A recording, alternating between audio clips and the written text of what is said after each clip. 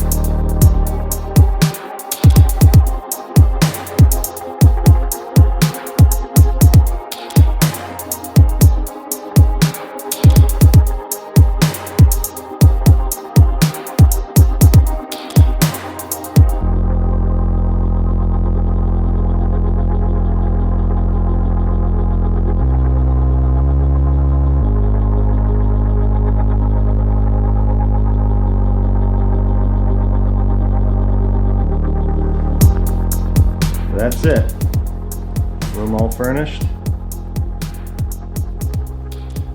Still have a couple things to get, but I wanted to show you at least with it partially furnished. And that's a big job. 5 months later. And it was 5 months because I work full time and I did this after work and on weekends, and it was a lot of work. So if you're still here and you watched the whole thing, I really appreciate it. And everybody that watched the live updates every week that I was doing on this, I appreciate all of you. It gave me motivation to keep going, keep doing this. And if you're new to my channel, definitely subscribe for more content like this. I have more rooms to do. And if you haven't seen the master bedroom remodel, it's very similar to this. I'll leave a link in the description if you want to check it out. This hutch was actually built by a friend of ours for us. Really talented person, built it completely from scratch. I'll leave a link in the description to her page. Sell Vintage Design, just does an awesome job. It fits perfectly in here. I love it. She did an awesome job. So I'll leave a link to her page, and yeah. Thanks for watching. Coda, you want to say bye? Thanks for watching. All right. We'll see you on the next one.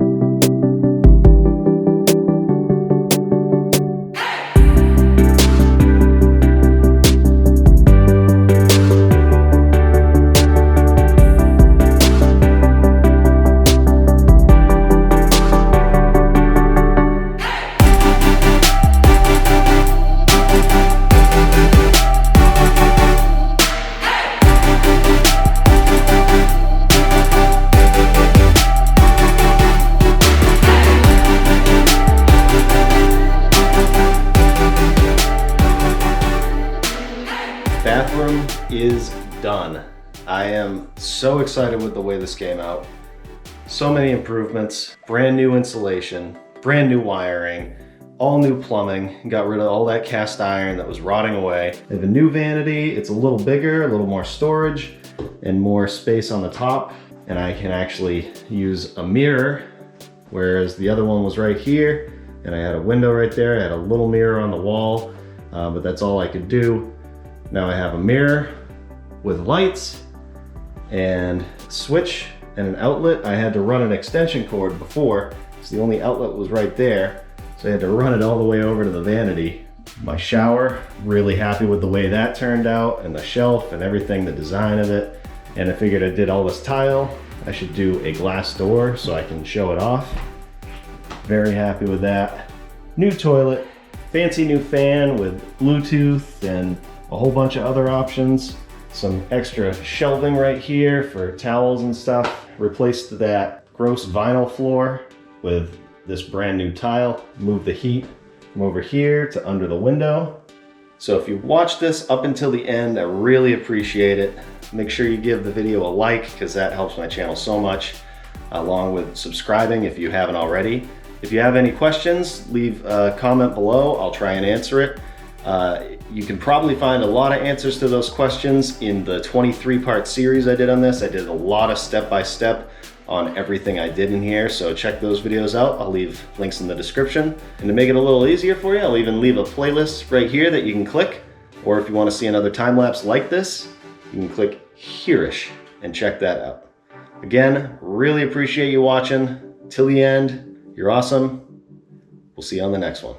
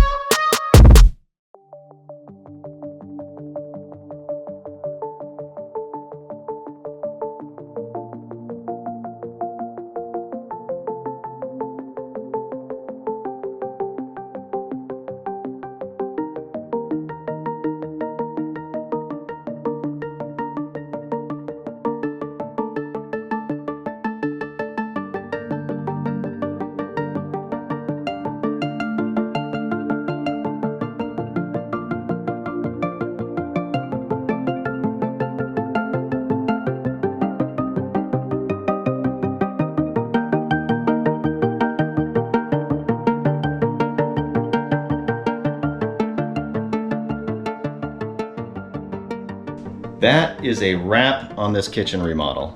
I couldn't be happier with the way this turned out.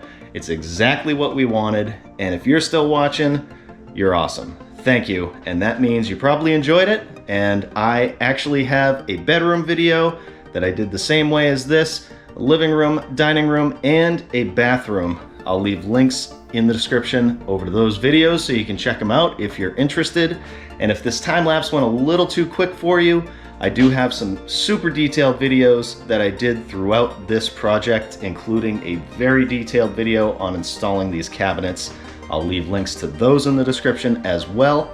And in the meantime, you can check out this video or this video. I'll leave them here-ish or here-ish. And if you haven't subscribed yet, definitely consider it for tons more home repair and time-lapse content. Thanks for watching, and we'll see you on the next one.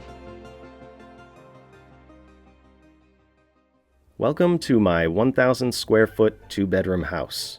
This house was built in 1946, and you may have seen it before. If you have, you probably know that I've pretty much remodeled every room. I started with the master bedroom, then I moved on to the second, which I regretfully didn't film. Sorry about that. Then I did the living room and dining room, kind of made it one open space. Then I did the bathroom, and finally the kitchen. All of these remodels have dedicated videos on them. If you're interested, I will leave links in the description of this video over to all of them. The one area that was left in my house was this little kind of awkward extension of the living room. We used it as an office for a while, then it was a temporary living room and a temporary kitchen when we remodeled those rooms, but it never really had a purpose. So we finally made the decision to turn it into a bedroom. We figured this would add value to the house if we ever decide to sell it, and it would finally give that area of the house a purpose. We closed up the entrance to that room from the living room when we remodeled it, and you would think that all I would have to do to make it a bedroom is build a wall at the other entrance with a doorway, and really I could have just done that, but I decided to do a lot more before I could call it a bedroom. This project was interesting. The kitchen and hallway also got done at the same time, so this is kind of like a 3-in-1 remodel. There's a bit of jumping around in this video, so I'll do my best to explain exactly what I'm doing and why I did it. So, here we go. The first thing I started with was to build the wall that would close off this room. This wall will also act as the new load-bearing wall for the center of the house. It worked out that where I wanted the wall was directly over the main beam in the basement, which is really good because the original bearing wall that was in the hallway anyways was in the center of the joist span and actually caused them all to dip, which we'll come back to later in the video. I also had to check in the attic to make sure these joists weren't cut over the bearing wall, as a lot of times they are. These ceiling joists are actually 2x6s that run 20 feet. They pretty much span the entire width of the house, and they're also 24 inches apart. So even though they're not cut, they still need to be supported in the middle because they're undersized for the span. I have to build this wall anyways, but that's just a little extra info for you. Before I started framing, I needed to open things up to see what I was dealing with. Everything in this area of the house is going to be completely gutted, as you'll see, but for right now, I only did what I had to get the wall built. I suppose it's also worth mentioning that I tested for asbestos before starting this project, and anything you see me rip out was free and clear of the dreaded A word. Once I removed a strip of the ceiling, some paneling, drywall, and carpet, I was ready to start framing. I decided to run the wall in front of the old 2x3 bearing wall. I was still able to have the new wall sit fully on top of the beam in the basement, and this 2x3 wall will eventually be coming out, but that is for another video. I set up some bottle jacks so I could raise the ceiling a little bit to take some weight off of the wall in the hallway, and then removed all the paneling and drywall from it. That way I can wiggle the studs just by hand to see if the jacks are doing anything, and they did. So once I got the weight off the wall and got the ceiling to be somewhat level as possible for my house anyways, I was able to start putting in studs. And since this is a load-bearing wall and I'm putting a door opening here, I needed to add a header to my framing. I used two 2x6s with a piece of plywood sandwiched in between. So I put that header in, put my jack studs in, and once the ceiling was supported, I was able to remove the hallway wall, which was pretty satisfying, not gonna lie. Okay, so the ceiling joists in the hallway are supported by the new wall. Now I basically want to demo the entire hallway, starting with this box right here. This is called a chase, and it's hiding the old cast iron vent that no longer serves a purpose. At some point the bathroom was moved and they just eliminated this, so they cut it in the basement and they left it going through the roof. When I re-roofed the house, I cut the top of it off, but now it was time to remove it completely. I started by following another old vent that was attached to it and removed that. Then it was time for the fun part. I rented a chain pipe cutter. I will say that if you ever have to get rid of a cast iron stack like this, I highly recommend this chain cutter. It was really easy to use and actually a lot of fun. Just make sure to have someone help you because this pipe can be really heavy. Next was the archway that went from the kitchen into the hallway. Some people like these, some don't, so if you're one that does, I'm sorry. I just wanted it gone so I could have one continuous ceiling going from the kitchen into the hallway that would have crown molding that goes around the entire house, basically from the living room into the kitchen and down the hall. Plus, taking this out also gave us about 6 more inches of clearance. After the archway, I started tearing out this closet. Neither the archway or this closet were load-bearing, by the way. I made sure to check, just in case, but it became pretty obvious once I started tearing it apart. My plan with this area is to extend the closet out a little bit and make 2 closets back to back. One will be for the new bedroom, and the other will be a linen closet for the hallway. As you can see, I have the bulkhead for the basement stairs right here, so I'll have to work around that. Now that this area is cleared out, I can check out just how much this floor sank. I set up some string lines at different spots so you can really see it. This is why I wanted everything demoed, so I could fix the floor. It's best to work from the bottom level up when doing something like this, and that's exactly what I did before I built any of the walls in the hallway. So I headed to the basement with some floor jacks to raise the joists up to where they're better. I say better because they will never be perfect. Without getting into too much detail, this is an old house. Everything has sank over time and at different rates. The foundation, the beam, it's just never going to be perfect. So I just wanted it to be as good as I possibly could make it. So I took the dip out of the floor and scissored up the floor joists. So basically I raised the floor up using the floor jacks and some 2x4s. I install new joists, glue them, nail them, and screw them in place, and then I can lower the jacks. This was not the only spot that needed to be fixed down here. The rest of the floor framing was not great. I went into a ton of detail about this in other videos, but for the sake of this video, I'll just say that I basically reframed this entire area. I was able to get the dip out of the hallway and the floor all straightened out along the kitchen wall. So now it was time to finish out the framing. I hopped back into the bedroom to do some more demo in order to continue building the new load-bearing wall, starting with this cool little mirrored shelf thing that actually gave me some trouble. But once I was able to remove the glass without breaking anything, I was able to see that someone left their mark the last time the room was remodeled in 1964. So that was really cool to see. I removed the rest of the paneling and drywall and anything else that was in my way. As I said earlier, this 2x3 wall will eventually be removed. There's some shelves on the other side of it in the basement stairwell area that I think I can redo and make very usable, and I'll actually get a little more room since I'm holding this new wall out a bit. Always good to keep that kind of stuff in mind when remodeling. I used a chalk line to make a nice straight line for the top and bottom plates to follow, and I installed those. I'm using a double top plate here, by the way, since this is a load-bearing wall. As of right now, this ceiling does not have a ton of weight on it, but another part of this remodel is to make the ceiling stronger so I can use it for storage up in the attic. More on that later. Then I set up my trusty bottle jacks again, so I could raise the ceiling to level, since it did drop over the years, and at the same time this took the weight off the old wall, so I'll have no worries about that in the future when I go to remove it. Then I just filled in the studs at 16 inches on center where I needed them, and I just left them out in the area where the closet door is going. Before I frame that door, I jump out to the hallway to figure out exactly how all that's going to work. I decided to extend the kitchen wall to make the hallway nice and straight instead of having a jog like it did before. And I marked the closet layout on the floor to make sure everything would be in a good location and that everything would be nice and square. Once I decided everything was good, I installed the bottom plates and then I plumbed those lines up, cut the ceiling back in order to install them, and now I had a decision to make. No matter what, this little bulkhead slope thing for the basement stairs is gonna be here. But if it was gonna be there, I wanted it to be for a good reason. At this point, I had this bulkhead sticking out, and I still had terrible head height going down the stairs. So after some debate, I decided to change that. Not only was the head height awful, but the floor jetted out into the stairwell, so I wanted to fix it all while I was doing this. Fixing all this meant that the bulkhead would get bigger, and I would just have to make it work in the closets.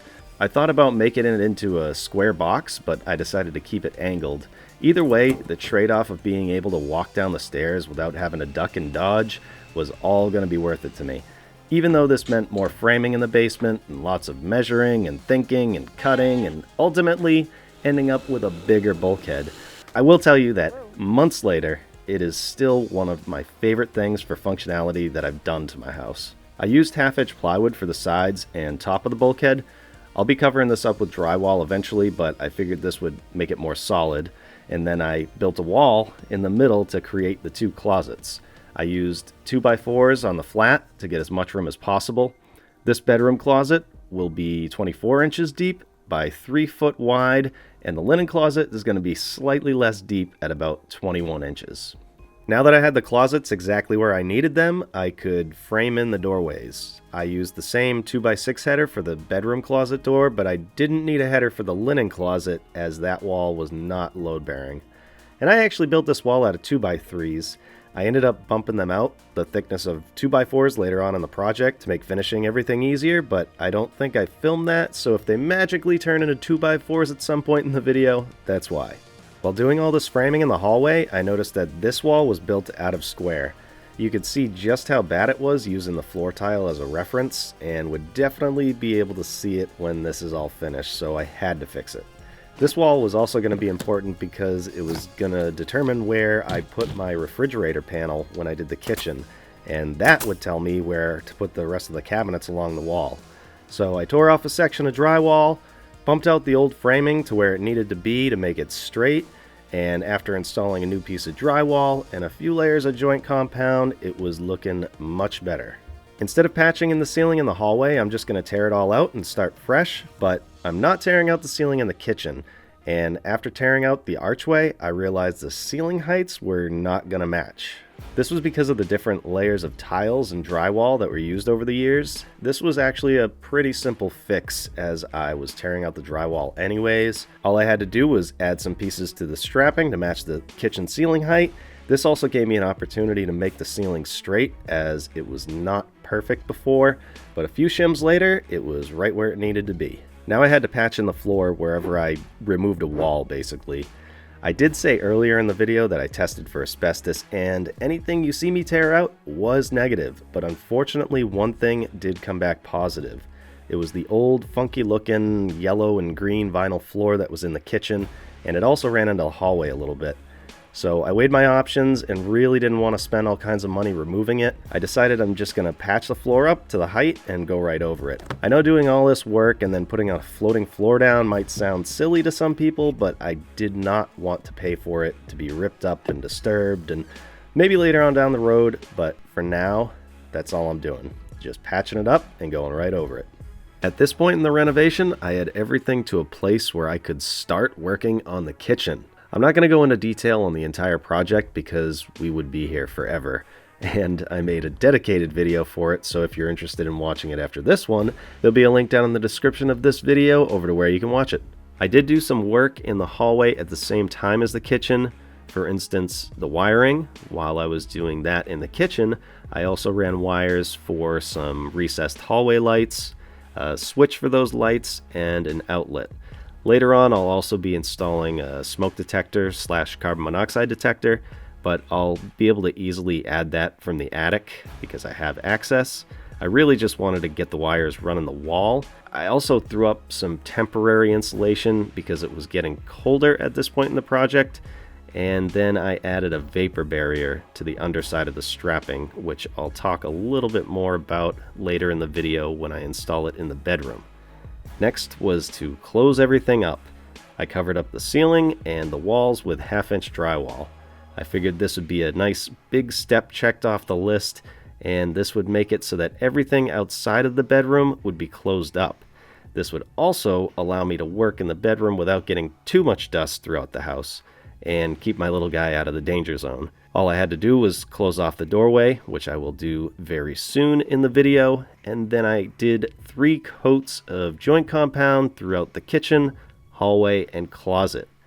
The ceiling heights matched up perfectly, by the way, which made me really happy. Then I sanded everything out and primed everything. I waited on the final wall color, but painted the ceiling a flat white to match all the other ceilings. Really, the big reasons for doing all that work in the hallway before the kitchen was to get that refrigerator panel where it needed to be, so I could figure out my cabinets, as I said earlier in the video, and I wanted all the old walls in the hallway removed and the new ones in place so that I could run the flooring from the hallway into the kitchen. If I didn't take care of those walls, I would have had to wait on the floor.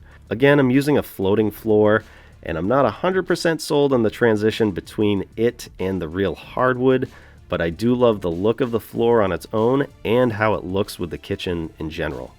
I also ran my crown molding to get that step out of the way. Besides, I really wanted to see how it looked tied into the cabinet crown, and I think it came out pretty good.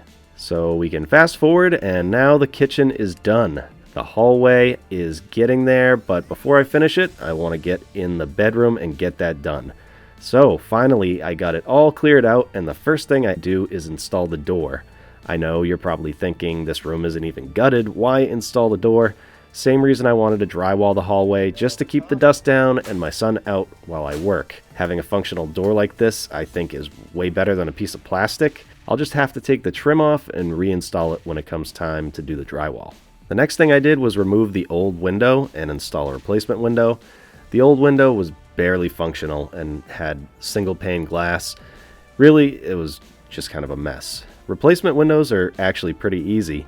Just remove the sashes, cut the window weights, take out the pulleys, and in my case I had to take out a storm window, but after that you just put the new window in place, make sure it's plumb and level, and just screw it in. Now I have a functional window, which is great because it's gonna get dusty. I have to say, I love demo. Probably because it's the part of the job where you can just put in some earbuds and listen to some music or a podcast and go to town.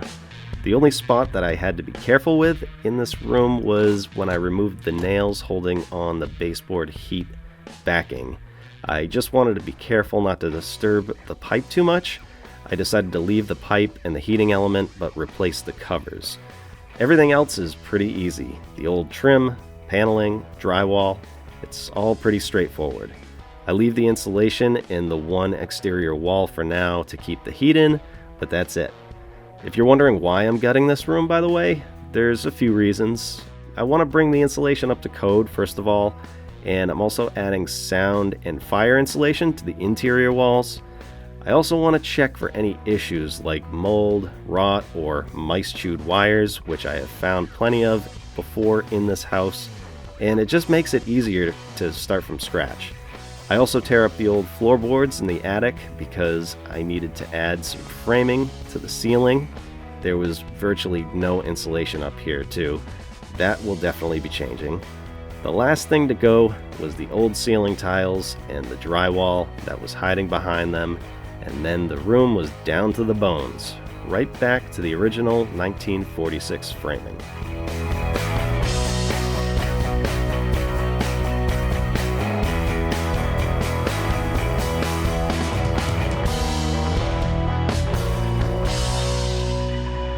Almost ready for paint. As you can see here, the access for the attic is currently in the bedroom. I almost left it there, but decided it wasn't the best place for it. So the next thing on the list is to move it to the hallway. I thought this would be a way better spot for it. First step was to mark out exactly where I wanted it, and then I drilled 4 pilot holes up through the ceiling in each corner of the opening.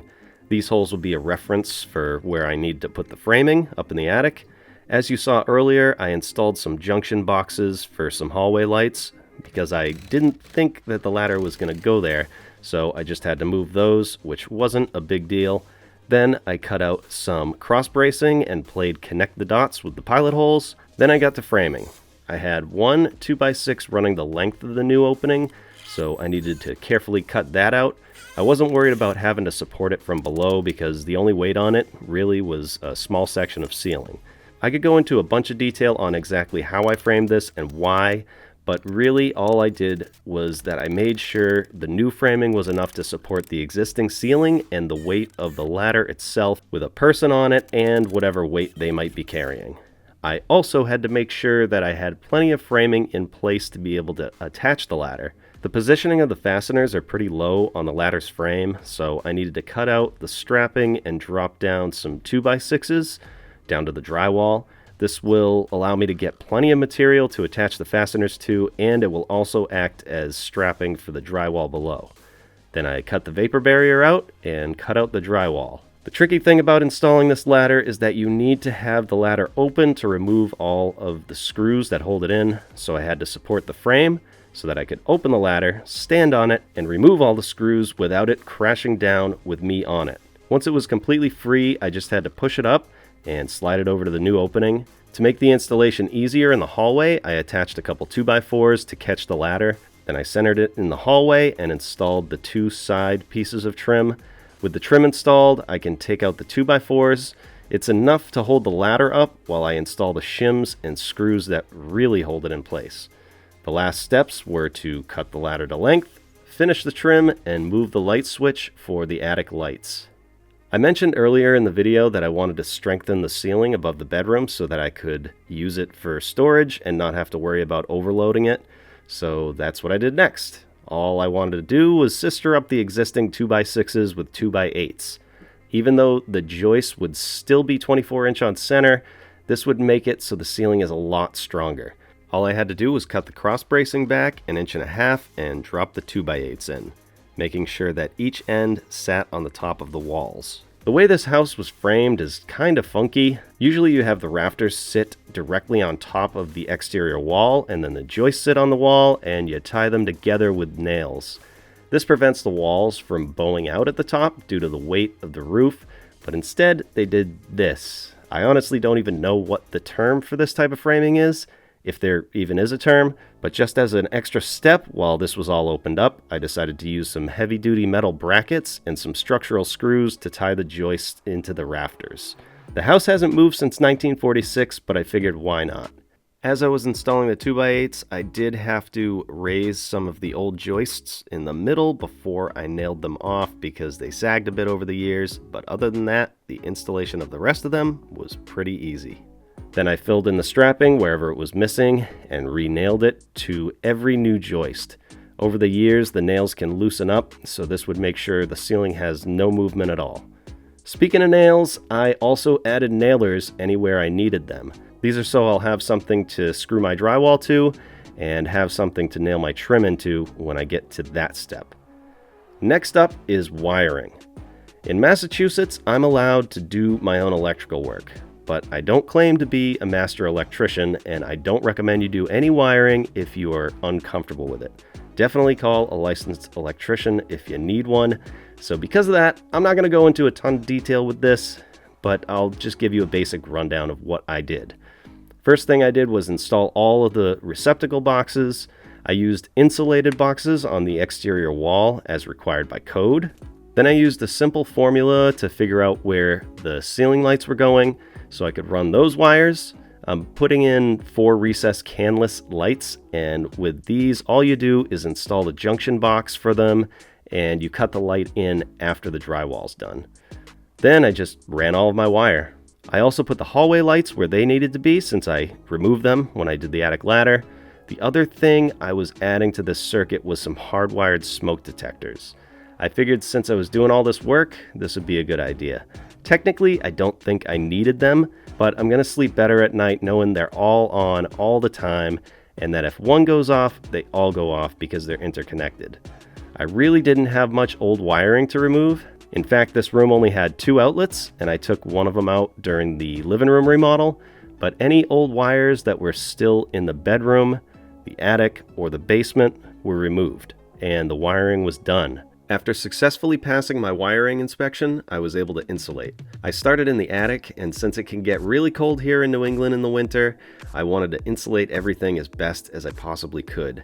Since I want more insulation and still want the attic to be usable, I'm running 2x6s on top of the old joists. This will allow me to add R30 on top of the R19 to bring the total R value to R49. Adding these 2x6s will also allow me to add plywood that I will be able to use for storage. For now, all I did was add a walkway, and I actually dropped the plywood down closer to the attic ladder to make going up and down the ladder a little safer. From inside the bedroom, all I did was fluff up the insulation a little bit, make sure every space was filled, and then I could add my vapor barrier. In place of the paper, I'm using 6mm plastic sheeting. Either one will work the same way, I just find it easier to do it this way. Sometimes cutting the faced insulation can get a little tricky and you end up having spaces that are missing paper.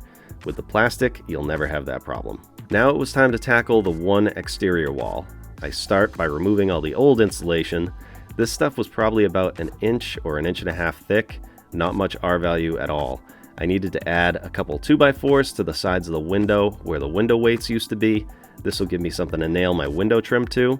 Then I cut back the old window jamb even with the framing and started tucking in insulation in all the smaller openings around the window. You can also use spray foam for this kind of thing, but I really don't like spray foam. We won't get into that right now though. Before I filled in any of the wall cavities, I went around to all the holes in the framing and filled them with fire barrier sealant. Basically any spot a new wire or a hole from an old wire is that goes up from the bedroom to the attic or down from the bedroom to the basement gets filled in. This is a code requirement in my area and is so that fire can't spread as easy from floor to floor.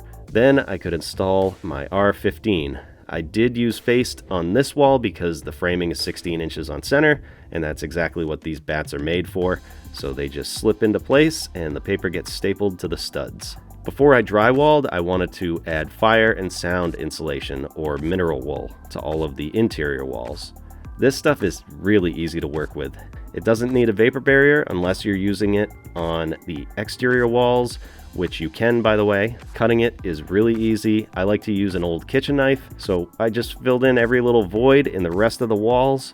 This will be great for sound, and of course the fire resistance is a huge bonus. Next up is drywall. Here is my biggest tip about drywall. Don't do it by yourself. But of course, I didn't follow my own advice. Since I was on my own doing this, I used 2x3 blocks to be my helper to help hold up the ceiling sheets while I screwed them into the strapping. You can also rent a drywall jack or a panel jack to help you, but I've always found them to be more trouble than they're worth when you're hanging a small ceiling like this. People have different opinions on how to hang drywall, but the way I always do it is to hang the ceiling first, then I hang the walls horizontal. In other words, not straight up and down, so there's one seam between the sheets from floor to ceiling. I always like to stagger my seams. I put the top sheets up first and then the bottom sheets. I use a rotary saw to cut out window openings and electrical boxes, and I just make sure there's plenty of screws in each sheet. That's really it. I think drywall is one of those things that might look like a mystery, but I really believe anyone can do it. Taping and mudding, on the other hand, is a little more tricky. Really, the only way to get good at it is to do it over and over and over again. I've done it enough to be pretty good at it, but I know I'm not the best. I like to use a product called Durabond for my first coat. It's a powder that you mix with water.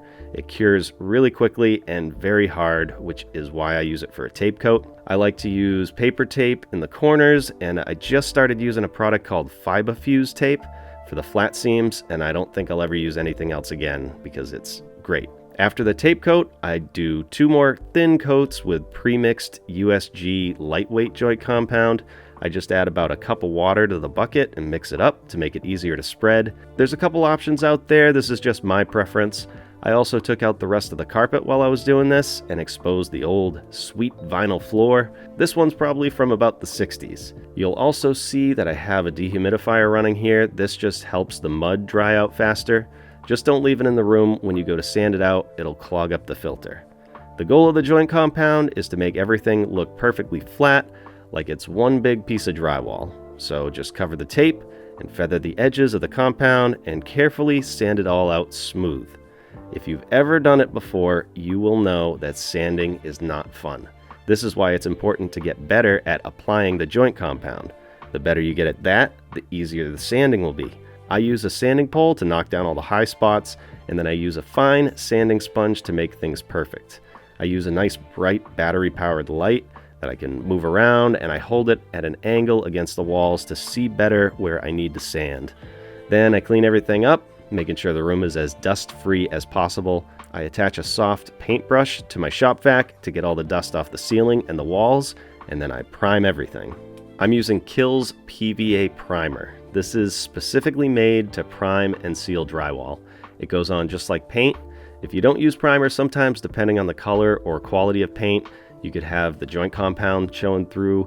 You'd probably have to do 2 or 3 coats, even though I am going to do 2 on here anyways after this primer. Once the primer is dry, I mix up some joint compound with a little blue chalk to do some touch-ups. The primer helps to highlight any imperfections, and I go around and touch up all of the spots that I see. I added the blue chalk because it's easier to see against a white wall since joint compound is white. I may have been a little critical with the touch-ups here, but at least I know it will be as perfect as I could get it. Then I carefully sanded all the patches out and painted the ceiling with 2 coats of flat white ceiling paint. I also used this paint for the closet ceiling walls and the bulkhead. This is already one thing I regret. I should have used a semi-gloss or an eggshell in the closet so it wouldn't scuff so easy. But you live and you learn. Before I did the wall paint, I wanted to get the lights on, so I decided to just hook everything up. I wired in all the outlets and the switches and referenced my drawing to find out where all the ceiling lights are. I marked those out, cut the holes, and installed them. They just get plugged in and popped into place. They're held up with 2 little springy arm things. I know that's very technical terminology. I even put one in the closet. These particular lights are really cool. They're halo ultra thin downlights, and as you can see here, even if you land dead center of a piece of strapping or a joist, you can still install them with no issues. I also cut in the box for the smoke detector in this room, but waited to install it. I just capped those wires and was able to get the power on. Now it's time to finish painting. I'm using Bear paint. This is the paint with primer mixed in. In the past few years, I've actually used this paint a lot, and I'm pretty impressed with it. This color is called Antique White. Paint color is really hard to pick. It feels like such a commitment. Luckily, we ended up loving this color. Once it was painted, I installed all the covers for the outlets and switches, and then I installed the smoke and CO2 detectors in all the bedrooms, the hallway, and one in the basement. Oh, and I told you I would show you the hallway lights. Check them out. They have a night light, and they're dimmable, just like the bedroom lights. Pretty cool. Now I can finally install the floor. I'm doing an LVP floating floor in here as well. It's the same type of floor, but it's a different color. I could have run the hallway floor into the bedroom, but the wife really wanted this floor, so yeah, she won that one. Before I laid the floor down, I installed screws into the joists about every 6 inches to get rid of the squeaks, and I cut back some of the old vinyl where it overlapped so I wouldn't have any raised areas. Scraped up any joint compound, sweeped it up, and installed the floor. LVP is another thing that I think anyone can do. You just have to follow the instructions on the box because different brands have specific instructions for that particular floor. In general though, just make sure you use spacers against the walls to allow for expansion and contraction as it does have to move around, and make sure the planks are locked in together properly. If you want to see the dedicated video I made for how to install vinyl plank, there will be a link in the description of this video to where you can see it. Next up is the baseboard heat, backing, and covers. Before I installed them, I cleaned out the years of dust and debris from the heating element. Then the install was really easy. I just bend the tabs back that hold the element up so I can sneak the backing into place, bend the tabs back, and screw the backing into the studs. Then I put the covers on and the end caps on each end. I also made sure they were hinged because there is a little bleeder valve that I may or may not have to get to in the future. I reinstalled the door trim because I had to take that off before I drywalled. Then I installed the closet door. Now that the floor was done, I could install all the baseboard trim. I always cope the inside corners because I just think they come out so much better this way, and I ended up having to scribe one piece of base because the floor was all kinds of funky. Really nothing I could have done about it unless I tore up the floor completely and shimmed the framing, or I used leveler on the entire floor. The floor didn't sink or anything like that, that's just how it was framed back in the day, and I'm okay with it. I just filled in the rest of the pieces, and then I had to deal with the closet. I decided to rip a piece of pine down at an angle and put a board down here to kind of stop anything from dropping into this space and losing it forever. Putting this piece like this also made it so that I could install the baseboard in the closet without doing anything too tricky. To finish the closet off, I installed shelving. And like it or not, wire shelving is really, really easy, and the system I used makes it very adjustable. Some people think it looks cheap or outdated, and there's all kinds of videos out there on how to cover it up to make it look quote-unquote better.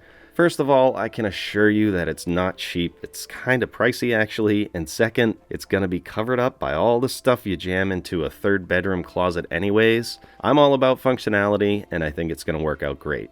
The last of the trim in this room was the window. First thing I did was extended the jamb out even to the drywall. I did this first so that I could add even more insulation. Again, you can use spray foam here, but I prefer fiberglass. Then I installed the casing. I just did a simple picture frame window instead of having a sill. So 4 pieces all the way around with 45s on the ends, easy peasy, and it was done. Now I had to prep and paint all the trim. I filled all the nail holes and caulked in all the corners and to the wall and painted everything with a semi-gloss bright white. I painted both of the doors with the same trim paint, and after 2 coats on everything and a few touch-ups here and there on the walls and in the closet, the bedroom was done. Whew. Let's take a breather. Alright, we're almost there, guys. This is the final stretch. I jump back out into the hallway to finish what I started. For the closet door, I decided a bifold would be best. A regular door would pretty much take up the entire width of the hallway when open, and I didn't have enough space for a pocket door. So I basically built a cased opening with some 3/4 pine and window trim on the floor. Then I stood it up in place and installed it. I shimmed it from the backside and nailed it into place. Then I installed the bifold. These are really easy, especially if you're the one creating the opening for it. If you plan it correctly, you won't have to cut it down. You can just install the hardware and put it into place. After I installed it though, I realized that because of the angle of the bulkhead, I wanted it to pivot the other way. But because the door is so easy to install, it was very easy to change the swing of it. Next up was shelves for the closet. And you may be happy to know, I didn't do wire shelving in here. First thing I did was made a similar small items dropped and gone forever blocker at the bottom of the bulkhead. Then I attached some cleats to the walls anywhere I wanted a shelf. I decided to make 3. The one downside to these shelves is that they'll be stationary, so it took a while to figure out exactly where I wanted them. Once the cleats were attached, I gave everything a finish coat of paint. Then I cut 3 shelves out of 3/4 cabinet grade plywood. I painted one side of each of them. This will be the bottom side. I want the top of them to be a sealed natural wood finish. Once the paint was dry, I installed them. I glued and screwed the top shelf into place, and then the lower 2 I just used glue and nails, so I wouldn't have to fill in any big screw holes. Then I added some trim pieces to the front to hide the edges of the plywood and to make the cleats a little less noticeable. This is a similar design to my pantry that I redid in the kitchen. The idea was to make it match since it was in the same general area. I added some filler pieces to the bottom of the top shelf and filled in any nail holes. I had a special plan for the bottom of the top shelf. During the demo stage of this project, I saved one piece of the old wood paneling. This was my way of incorporating a piece of the house's history into this remodel. It's one of those little things that nobody will ever know about, but I will. Well, you know, but that's it. Then I sanded everything out and did 3 coats of water-based polyurethane on top of the shelves. I lightly sanded and cleaned up all the dust with a tack cloth in between coats. This gave the shelves a nice, smooth, easy to clean finish. Last step in the closet was to do one more coat of trim paint on the bottom of the shelves and to paint the face of them. And I think they came out great. I also did a couple of coats of paint on the closet door before reinstalling it. All that was left to do was install the baseboard trim, prep and paint the crown molding, baseboard, door trim, and doors, including the attic door, and then I painted the walls. This is a Benjamin Moore color called Ice Cube Silver, which was also a tough decision, but I love it, and luckily, so does the wife. I started this project over a year ago, and I'm finally happy to say we now have a fully remodeled kitchen, a redesigned hallway, and we've added a 3rd bedroom to our house. And it's always nice to have an extra room because you never know what might happen.